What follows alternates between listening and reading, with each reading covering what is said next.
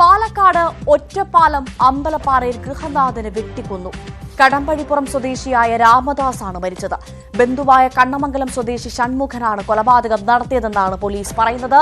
ഇയാൾ കസ്റ്റഡിയിലുമുണ്ട്. ഷൺമുഖന്റെ അമ്പലപ്പാറ കണ്ണമംഗലത്തെ വീട്ടിൽ വെച്ചായിരുന്നു സംഭവം നടന്നത്.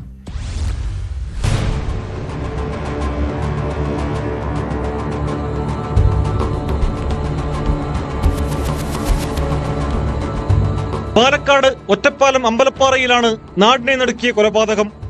കടമ്പഴിപ്പുറം സ്വദേശി 54-കാരനായ രാമദാസാണ് കൊല്ലപ്പെട്ടത്. ഇരുകാലുകൾക്കും വെട്ടേറ്റ നിലയിൽ കണ്ടെത്തിയ രാമദാസിനെ ആദ്യം ഒറ്റപ്പാലം താലൂക്ക് ആശുപത്രിയിലും പിന്നീട് സ്വകാര്യ ആശുപത്രിയിലും എത്തിച്ചെങ്കിലും ജീവൻ രക്ഷിക്കാനായില്ല. ബന്ധുവായ കണ്ണമംഗലം സ്വദേശി ഷൺമുഖനാണ് വെട്ടിയതെന്ന് പോലീസ് പറഞ്ഞു.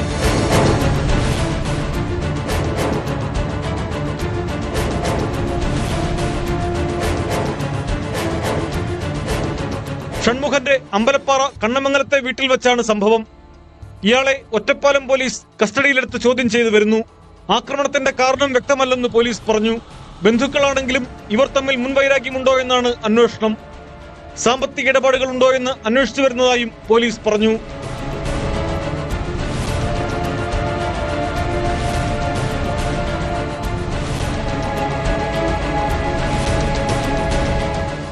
ന്യൂസ് 18 പാലക്കാട്.